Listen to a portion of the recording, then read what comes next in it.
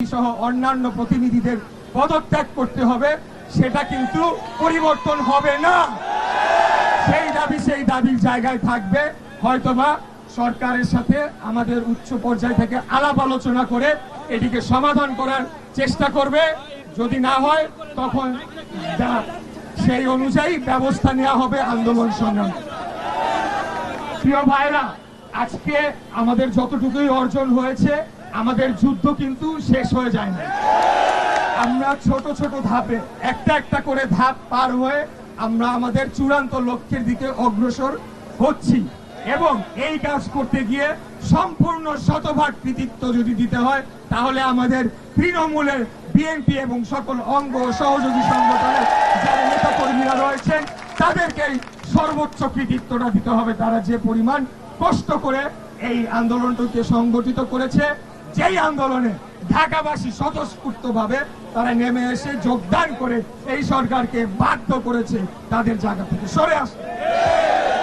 আমরা যেটা ইতিমধ্যেই বলেছি যে যে জনদুর্ভোগ সৃষ্টি হয়েছে, রাস্তাঘাট চলাচল সহ নগর ভবনে যে সেবা কাজ কিছুটা ব্যাহত হয়েছে, সেটার জন্য আমাদের নেতা দেশনায়ক জনাব তারেক রহমানের পক্ষ থেকে এবং আমার পক্ষ থেকে নগরবাসীর কাছে আমি করজোড়ে ক্ষমা চেয়ে নিচ্ছি।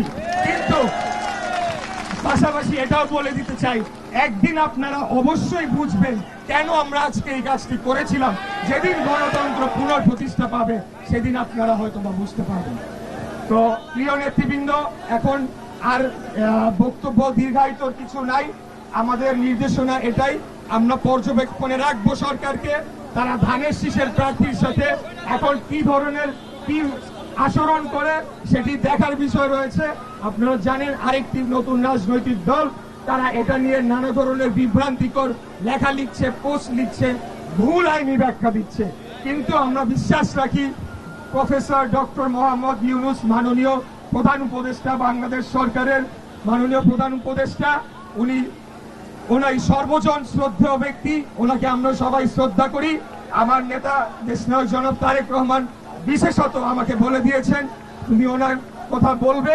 ওনারকে শ্রদ্ধা জানিয়ে আমরা বলতে চাই, আপনার আশেপাশে এই যে কুলাঙ্গাররা রয়েছে তাদেরকে চিহ্নিত করুন এবং তাদেরকে আপনি অপসারণ করে একটি পূর্ণাঙ্গভাবে একটা নিরপেক্ষ অন্তর্বর্তীকালীন সরকার গঠন করেন, যার অধীনে নির্বাচন হবে এবং অতি দ্রুত অনতি বিলম্বে একটা নির্বাচনের তারিখ ঘোষণা জনগণ, বাংলাদেশের জনগণ দেখতে চায়, শুনতে চায়, এটা আমি মনে করি।